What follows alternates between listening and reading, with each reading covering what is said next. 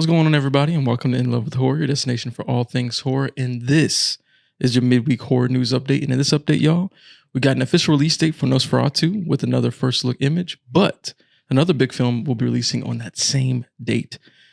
The Fallout TV series' first images and details have finally come out of the vault. For Five Nights at Freddy's is now Blumhouse's highest grossing film.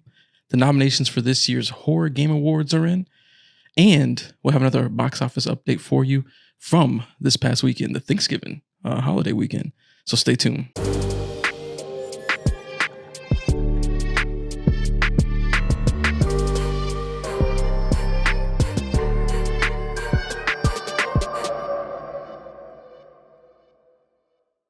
So in our first story, again, we got the official release date for Nosferatu. Now, Robert Eggers' reimagining of Nosferatu will be released on Christmas Day of 2024. So next year on December 25th, y'all. Now, this film is going to star Bill Skarsgård, Lily Rose Depp, and Willem Dafoe, along with some other people as well. And they dropped a new image with the release date. And in this first look image, we got a look at Nicholas Hoult's character. And this came from the Empire Magazine's 2024 preview with a minor but blurry glimpse at Count Orlok, a.k.a. Bill Skarsgård. Now, in the image, like, you know, they say that it's blurry. They ain't playing no games. It's stupid blurry. Mm-hmm. Like, you really can't, like, you can make out like the shape of him, but you can't really make out any details to really get a good, like, understanding of like how he's going to look, how the makeup's going to look, and so on. So that to me lets me know that this is probably going to be like either, you know, like really good makeup, or it's going to be like a really like iconic or good look for them to be kind of building the hype up towards this. And I kind of wonder if the next first look image that we'll get will be like something like full on, because the first image that we got was just his hand, his shadow. And now we're getting like this kind of blurry glimpse of him like in the foreground. So maybe the next image you might actually get a glimpse of like what he looks like. What do you think? I hope we don't. I don't want to see him until I watch the actual movie. I'm sure they'll drop in the trailer. I know. What do you think? Maybe it could be like a more offhanded thing. I don't know. I just think because of how much hype they're putting behind the transformation of Bill Skarsgård, I feel like, well, I don't know. Maybe by the time the trailer comes, they will. But I just feel like there's so much hype put behind it. I think I want to wait. Save it for the film. It might save it. Yeah, I feel like might not give you like a full on, anyways. Yeah, you might get like, you know, maybe some side shots or something like that. But kind of like, well, no, I think we got a full on glimpse of the monster in the trailers for that other movie. Oh, Last Voyage of Demeter. It was brief though. It wasn't like it was very brief. Yeah, it wasn't a lot. Yeah. So I don't know. I just hope that they don't do too much. I hope they don't take the approach of like putting it all out there. Yeah. In the trailer with this one. I feel like in today's marketing it's hard to not do. But if they can pull it off and save his full reveal for the film, I think that'd be really dope. Now, in the same Empire 2024 preview, Robert Eggers actually was quoted in that interview as saying, "It's a scary film. It's a horror film. It's a gothic horror movie." And I do think that there hasn't been an old school gothic movie that's actually scary in a while. And I think that the majority of audiences will find this one to be the case. And I thought this was worth noting because, well, one, I mean, we kind of knew that this would be like a, you know, at least have horror vibes. Mm-hmm. But to know that it's actually going to be scary, I think is huge. Is it though? Is it going to be scary? Oh, you think it might just be like them saying it's scary, but it's not going to actually be scary? We never know. I mean, you're not wrong. Well, I mean, they said the same thing about some of the other, well, like specifically The Witch being scary. Well, yeah, I think I feel like, because The Witch is A24, right? Pretty sure it's A24. Yeah. Yeah, because I feel like, especially like in that era of A24 movies, they always like kind of oversold the movie in the trailers. Because remember, it comes at night. That was an A24 film that came out, I think, not too long after. Barely remember that movie. Yeah, but that film did a similar thing as The Witch, where they were like, "Oh, this is the scariest movie." Da da da da, and they kind of like didn't really sell the movie for what it is or what it was. So, Guess we'll see. So I guess, yeah, like you said, I guess we'll see. Hopefully, like when he says that, it's scary, that it's actually like going to have a little bit of terror to it, because we are dealing with, you know, the freaking. Well, I do like gothic horror. I think my favorite one is probably Crimson Peak. That's like my favorite gothic horror. Okay, movie. yeah, like Crimson Peak. Mm-hmm. Is Sleepy Hollow in that category? I think so. Yeah, because I had a lot of fun with that movie. Yeah, I thought the movie was cool. Mm-hmm. I like the vibe of it anyway. Now, I mentioned, at the top of this video or podcast, however you're listening or watching that this film, Nosferatu, is coming out, next year on Christmas Day. But there's actually another big film dropping on the same day next year. Now, if you recall, back in March, a Variety actually reported that Jordan Peele's next film would also be releasing. This is a horror film again too. Will be releasing next year on Christmas Day. Mm-hmm. So it's going to be basically like a head-to-head battle between Robert Eggers' horror film and Nosferatu, and then whatever this Jordan Peele horror film is. Well, which he hasn't put out no info about that, by the way. Like, there's no details on what Jordan Peele's new horror film is whatsoever. But it is supposed to drop next year on Christmas Day. Right. Unless things change. But still, if they did come out on Christmas Day, then we'll just have to watch both of them. Right. And there's an article we actually read over on the Popverse that we wanted to reference too, because they made a good point to say that too, that this could just be a double feature day. Mm-hmm. Where you go watch. Now we got to see what Jordan Peele's movie looks like, right? Because then you got to figure out which movie you're going to watch first. Oh, okay. And then it's like after that, you'll go into the second film. But I'm about to say, it doesn't matter. I'm going to watch it anyway. Yeah. But to have two,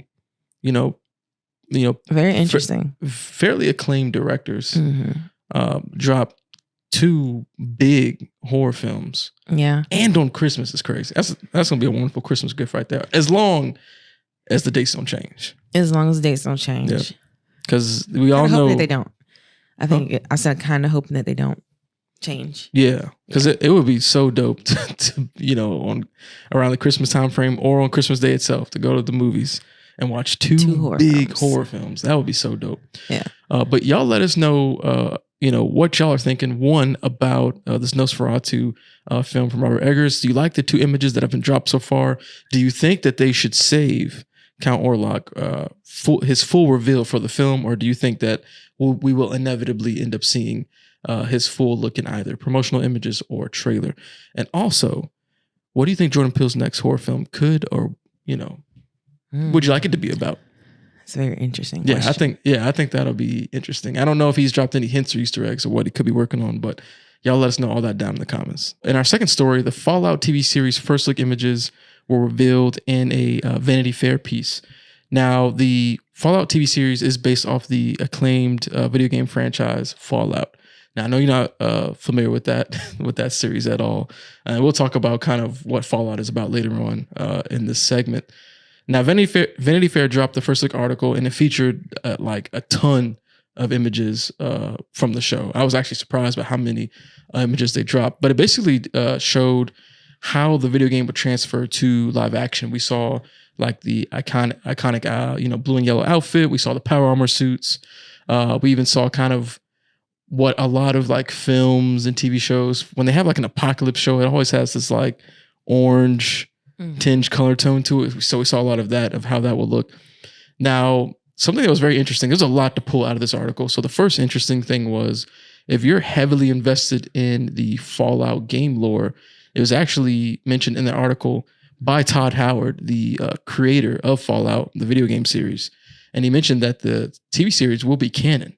So it would actually fall in line with the already pre-existing Fallout lore, which I thought was super interesting, because I feel like it's always difficult to tie in like the movie and TV show medium into a game franchise that's already got a fairly established lore to it. So I figured that fans of the game franchise may or may not be happy to know that the show is canon.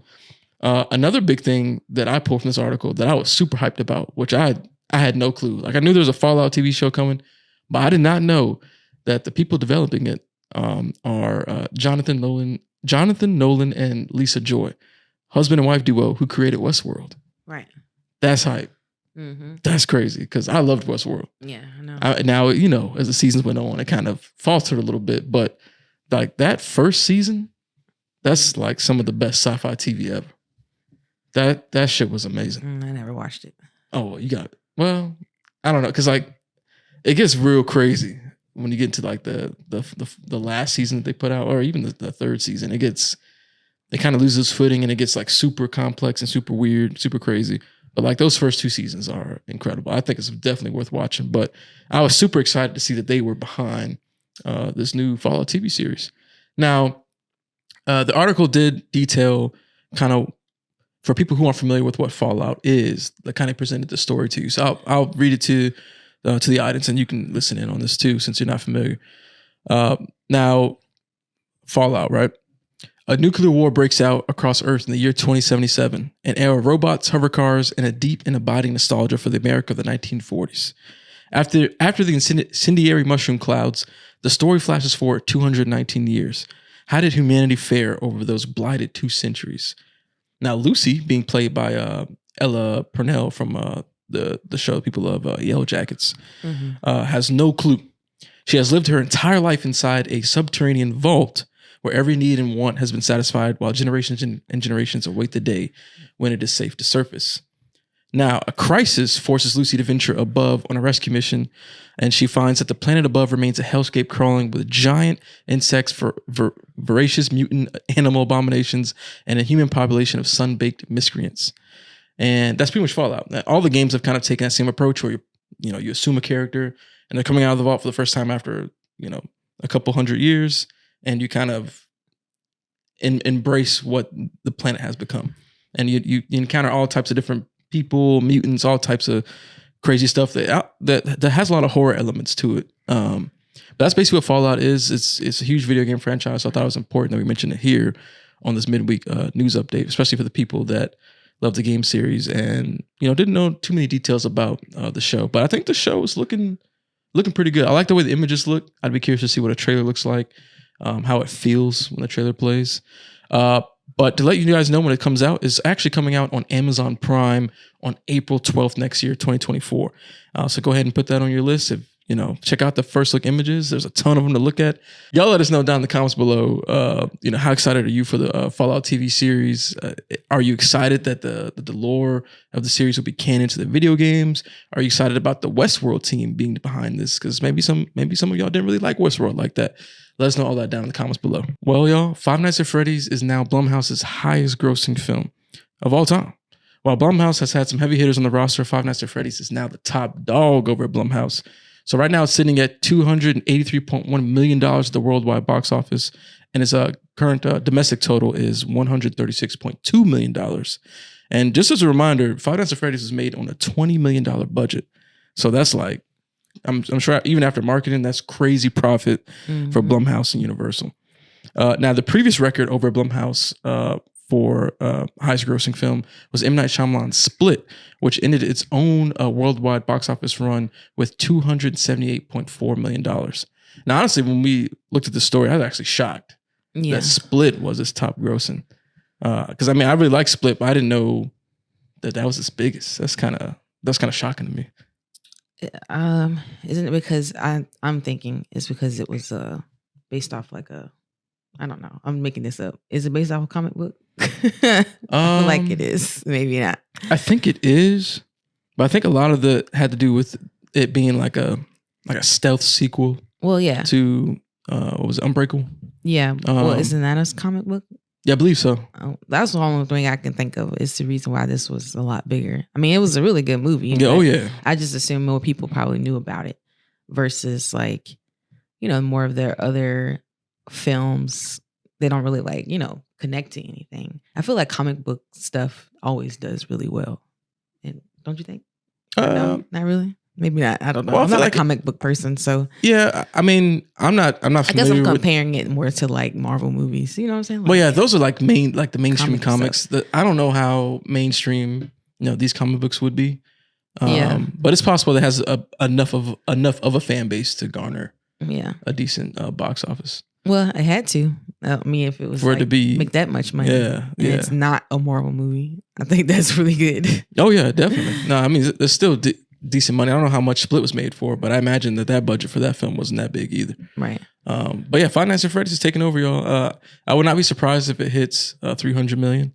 I'm sure they'll keep the film probably in theaters all the way till Christmas. I wouldn't be surprised they kept it in that long. Wow. I feel like it's got legs. To go that long? I don't know. Well, Christmas? That's a whole month away almost. A little bit less, but I mean, I don't know. I don't know. I feel like I definitely feel like it's possible. You don't doubt the power. I'm not doubting it. Five Nights at Freddy's and these kids want to go watch this. It came out when, the 20th of October? Yeah. Yeah. Because I think it's still showing, isn't it? I'm pretty sure it is. I think it is. Yeah. Yeah. But even, and the crazy thing too with this number is it was also on Peacock. Yeah. Day one. And it still became Blumhouse's highest grossing film. And it was day and day release on Peacock. That's actually even more wild. That's very interesting to me because I wonder, well, obviously I know Five Nights at Freddy's is a really huge thing, right? So I guess in that regard it kind of makes sense. But also I'm thinking about like other movies that, you know, come out on streaming, like Disney movies, for example, that don't do good numbers. And I guess it's just very interesting that this one did so, you know, astronomical when it comes to like the numbers. Just because it's Five Nights at Freddy's. Yeah. And I'm willing to bet you though that when this second one comes out, whenever it comes out, I bet you won't be on Peacock. Huh. I bet you it'll only be in theaters because after they probably saw this, they're like, oh, we can make even more money if it just went straight to theaters. But would they though? I think so. Yeah, I think they would. Well, y'all let us know what y'all think. Do y'all think you know, Five Nights at Freddy's 2 will go straight, you know, be day and day release with Peacock in theaters, or will it be only in theaters, especially after they've seen how much money it's make, you know, with Five Nights at Freddy's 1 being day and day release. And then let us know, like, do you think it could reach $300 million? I think it's got potential. I think it's still got some legs. People still, you know, going to see it, obviously. But let's know all that down in the comments below. Now, the 2023 Horror Game Awards will air on December 16th on YouTube, and public voting is now open, y'all. Now, if you're not familiar with the Horror Game Awards, because I wasn't really familiar, apparently their first award show was last year. This is a pretty small thing that's ran by, I believe, 2 YouTubers who are the co-creators of this award show. And there's going to be over 50 games in 11 categories, and at least 20 of those have multiple nominations. Now, we're going to highlight some of these main ones here, some of the bigger ones. Capcom's Resident Evil 4 leads the way with 8 nominations and is nominated in the most categories with 8. Alan Wake 2 also has 8 nominations, but is nominated in 7 categories. Now, I believe the way that their voting system works is they had like a jury of voters who created the like initial pool of these games. And now the public, we can go and vote on, you know, the games we want to win the categories. And I believe it goes to like a final 3 per category. And then a panel of you know, judges picks out of the finalists from the public voting. So you can go check that out. We saw the news from Bloody Disgusting, so you can go visit the Bloody Disgusting site to get links to the website for the Horror Game Awards to go vote on these categories. And I feel like it's important to feature this too, just to get eyes on another another game award show, than 2, it being focused on horror. I thought was super dope. Right. You know, even like the larger game awards, it's still only going to be a small pool of horror films, right? Horror games that are chosen to even be nominated. Yep. I think these were the only 2 that were in the main Game Awards. Yeah, I believe nominated. Yeah, Resident Evil 4 and Alan Wake 2 I think are the only horror games. So too. Yeah. And so yeah, it's good to have stuff like this that's just centered on the whole genre, because there's some really cool games that came out that I've seen, and not that I've played, but they look really interesting. Definitely need the highlight. So it's cool that they did this, I think. Yeah. And this will allow them to focus on like the more indie horror games too that might not get you know, too much shine in larger award shows. So definitely y'all go check out the 2023 Horror Game Awards. Again, it's going to be on YouTube on December 16th. At 2 p.m. Eastern, 11 a.m. Pacific. Make sure you check that out. I think it's going to be a lot of fun. It's going to be pretty cool. And finally, y'all, we got the box office update for y'all, as we always do. Now, you know, this past weekend was the Thanksgiving holiday weekend. And of course, the film Thanksgiving brought in another $7.1 million over the weekend, bringing its worldwide total to $29.3 million and a domestic total of $24.43 million. That's awesome. That's huge numbers. And I think also along with this, I believe it had the lowest percent drop for a horror film, I want to say ever. Oh, wow. That's Yeah, I believe it only dropped like 30% or something crazy like that for a second weekend. Normally for a horror film, I believe you'll see like over a 50% drop in the box office for the second weekend. But for the second weekend for Thanksgiving, it was only like I want to say like around a 30% drop or so. So I will say the timing of the release of this film was pretty genius for it to have that word of mouth for the first weekend leading into the actual Thanksgiving holiday. Holiday weekend. Boom. So people go and watch it. Yeah. I think that was a perfect timed release, good marketing plan. And we'll see if that will continue to do numbers, especially we're going into now kind of like the, more Christmas, themed holiday season. So I'm curious to see if Thanksgiving will continue to do numbers as we go into December. Now, this weekend, we're heading into seeing Godzilla Minus One, y'all. Now, since opening in Japan back on November 3rd, Minus One has made a little under $20 million, reported by Variety on November 20th.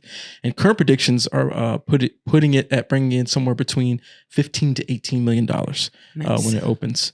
We're going to go see that. Well, we're dropping this on Wednesday, so we're going to go see this tonight. If you're watching this on the day we drop this video, we're going to see it tonight. Are we? It's Wednesday, right? I thought we were gonna wait. No, because it's coming to the IMAX. Remember, so we're gonna watch it in the IMAX. Okay, yeah, that's right. Yeah. So hey, it's a Godzilla film. You gotta watch that shit in IMAX. Make sure you go see it in IMAX or some other large format, theater. Now, we're super hyped for this. We're gonna do a out of theater reaction, of course, and then we'll go into a non-spoiler and spoiler review. So if you're watching this right now, make sure you follow us and subscribe so you can see those films. I think from what I'm hearing, this is a pretty fun time. Yeah, it's a good film. I'm excited about it. So make sure you stay on the lookout for that coming on our channel. Let us know down in the comments what you think about the box office update for Thanksgiving, and how do you think it'll continue to do in these next couple weeks going into December. And then lastly, how excited are you for Godzilla Minus One? I know you've seen the trailers. I even did a trailer reaction on the first trailer that dropped a while ago. I know I'm hyped. Let us know down in the comments how excited are you, and if you're going to go watch Godzilla Minus One. Well, y'all, that'll do it for this midweek horror news update. Make sure you follow us and subscribe so you can stay up to date on all the horror news, because we drop a midweek horror news update on Wednesdays and a end of the week horror news update on Fridays. So make sure you follow us so you can stay up to date on all the dope things that are happening in the genre of horror across movies, TV, games, you name it. It's all right here on In Love with Horror. So make sure you're following us and subscribed. And we thank y'all, and we'll see y'all in the next video. Peace.